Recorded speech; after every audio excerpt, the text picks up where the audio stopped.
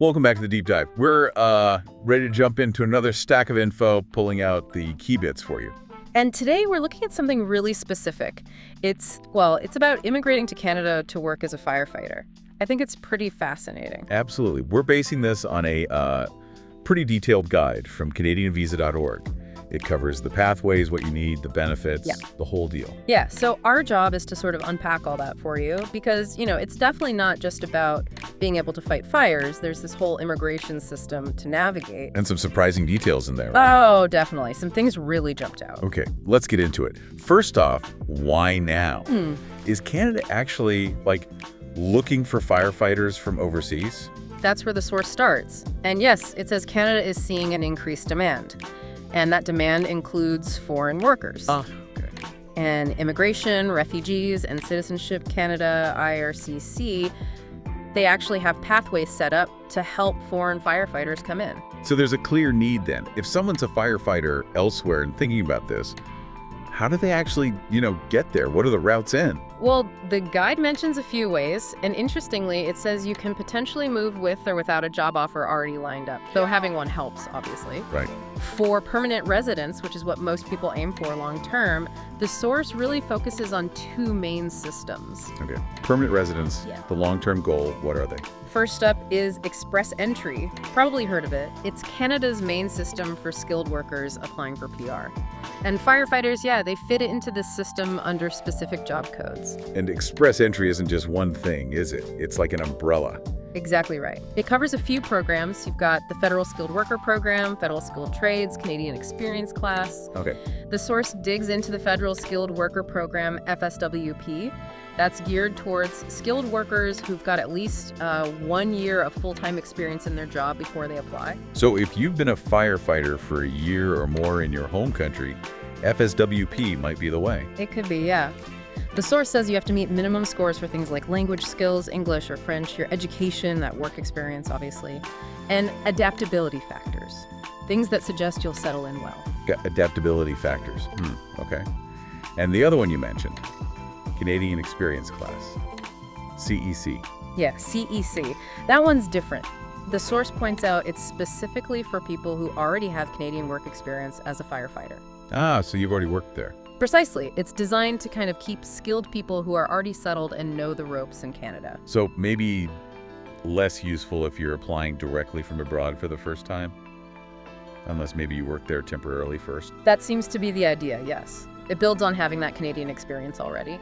But beyond Express Entry, the source also talks about provincial nominee programs, PNPs. Right, where the provinces themselves get to nominate people they need. Exactly. Each province and territory runs its own PNPs. They pick people whose skills match local shortages. And what's interesting here is the guide says some PNPs actually have specific streams just for firefighters. Oh, really? Yeah, directly acknowledging they need them in that specific region. That makes a lot of sense. Alberta's needs might be different from PEI's. For sure. And then there are also immigration pilots mentioned. Smaller, more targeted programs. Yep.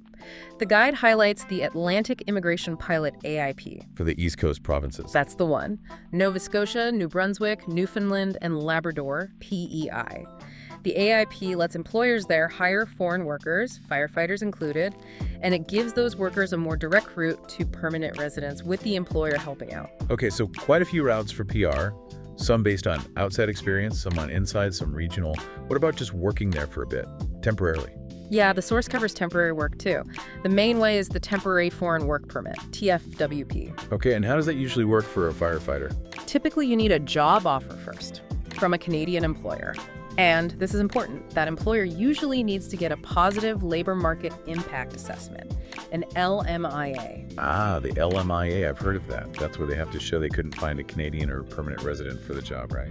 That's pretty much it. The source says for firefighters, a positive LMIA is generally needed for the TFWP. It proves there's a real gap they need to fill from outside. Okay, so TFWP needs a job offer, specific employer, and that LMIA hurdle. What about this bridging open work permit the source mentions? Right, the BOWP, that's a bit different. It's for people who are already in Canada working on a valid permit, and they've already applied for permanent residence, maybe through Express Entry. Okay. It basically bridges the time while they wait for the PR decision lets them keep working legally so they don't fall out of status. Super important for continuity. Yeah, that sounds crucial if you're already there. Okay, so we see the need, we see the different ways in, temporary and permanent. Where does the source say the jobs actually are? And what about pay? The guide points to 3 specific areas with, different levels of demand and salary expectations. Okay, lay them on us. First, surprisingly maybe, the Yukon Territory. The Yukon, up north. Yep, the source says it offers excellent opportunities. And think about it, firefighters there aren't just dealing with buildings, but vast wilderness, protecting natural resources. It also says the Yukon government actively recruits outside the territory. Interesting. And the pay up there? The estimate given, based on job bank data cited in the source, is around CAD $87,750 for the average base salary per year, which is actually pretty close to the national average. Huh, okay, where else? Quebec, mentioned as having high demand, protecting big cities but also large rural areas. The source notes it's a highly respected job there. And salary in Quebec. Average base listed is CAD 74,997. Again, that's from Canada's job bank data in the source. A bit lower than the Yukon example. And the third one? Alberta. Makes sense, right? Big energy sector, growing cities, growing population, strong demand for firefighters there. And the source says Alberta offers competitive pay and benefits. And the number for Alberta? It's the highest of the 3 examples given. CAD, $95,550 average base annual salary according to the job bank figures. Okay, so Alberta comes out top in those examples for base pay. Based on these numbers, yeah. The guide also gives the national average base annual salary for firefighters as CAD $87,750. So you see the regional variations. Those are decent base figures. But the source made a point about what's not included, didn't it? Critically important point, yes. These are base salaries only. They generally don't include overtime, hazard pay, other allowances, and the source explicitly states these extras can significantly boost the total income. Right, so your actual take-home could be quite a bit higher. Exactly. That's really key context to remember. Definitely. Okay, let's switch gears slightly. We know how to potentially get to Canada. What does the source say about actually being a firefighter there? What are the basic requirements? Yeah, the guide goes into quite a bit of detail here, and it makes sure to say requirements do vary by province or territory. Big disclaimer there. Sure, makes sense. But it lists a lot of the general qualifications most departments across Canada will look for. Okay, let's break that list down. What are the fundamentals? Well, the absolute basics. Yeah. Got to be 18 or older when you apply. Legally allowed to work for any employer in Canada. And no criminal record, pretty standard stuff. Right. You also need valid first aid and CPR certificates. Specifically, it mentions level HCP for the CPR. HCP, what's that? Healthcare provider level. It's a more advanced standard of CPR training. Got it. Okay, beyond those basics. Education. You need a grade 12 diploma or equivalent. But here's the kicker for foreign applicants. That qualification from your home country needs to be validated. Validated, huh? By an approved organization. The source mentions World Education Services, WES, as an example, but there are others. They basically assess your diploma and certify that it's equivalent to a Canadian one. Ah, okay. So just having the paper isn't enough. You need that official Canadian seal of approval, kind of? Pretty much, yeah. It's a necessary step. Also, you need a valid driver's license, unrestricted.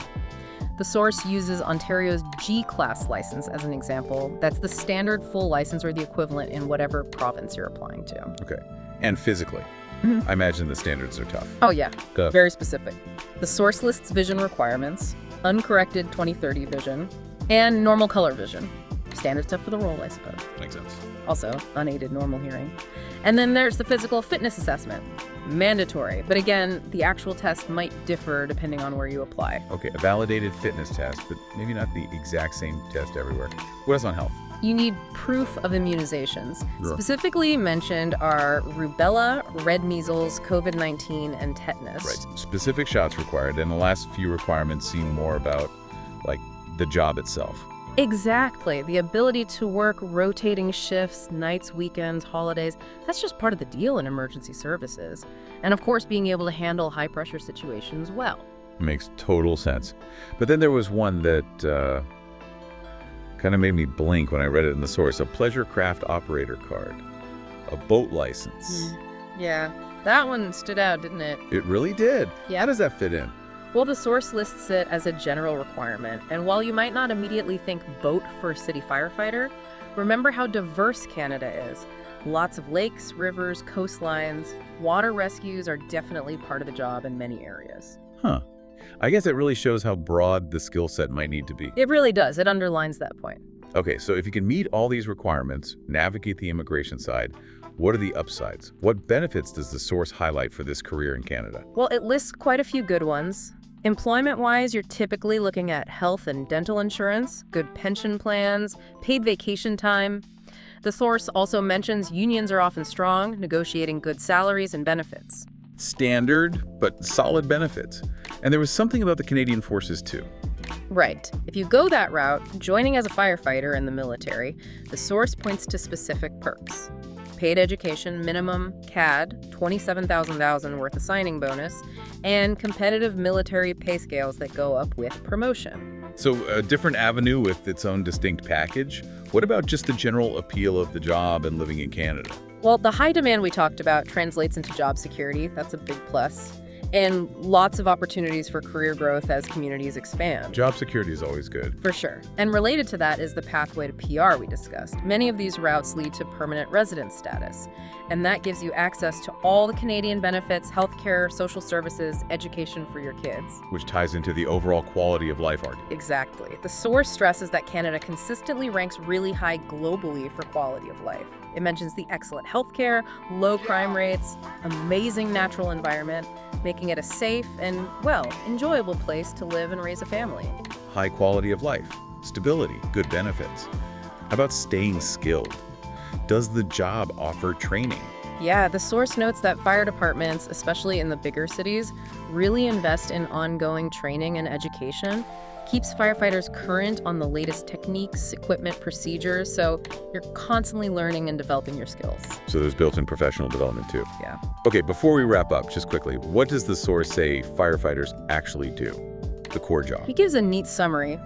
Responding to emergencies fires, obviously, but also medical calls, hazardous materials incidents, protecting lives, property, doing rescue operations, and importantly also public education, teaching fire safety. Yeah, really vital, wide-ranging role. Definitely multifaceted. Well, this has been quite the deep dive into that CanadianVisa.org guide. I feel like we've really covered the bases for anyone thinking about this path. Yeah, we hit the demand, the different immigration options, express entry, PMPs, those pilots, temporary work, where the jobs might be, the pay expectations.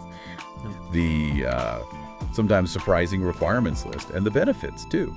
It definitely paints a picture of Canada being open to and needing these skills from abroad and having systems in place. It really does. So Yeah. thinking about everything we've pulled from this source, the specific documents needed, like that boat license, the physical side, needing qualifications validated, the different environments from cities to wilderness, it makes you think, doesn't it?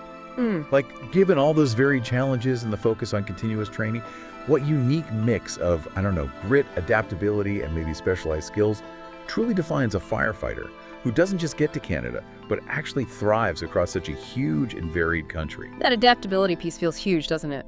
Resilience, maybe. It's a really good question to ponder. Absolutely. And a great thought to leave you all with. That's it with this deep dive. Hope it was useful. Join us next time on A Deep Dive.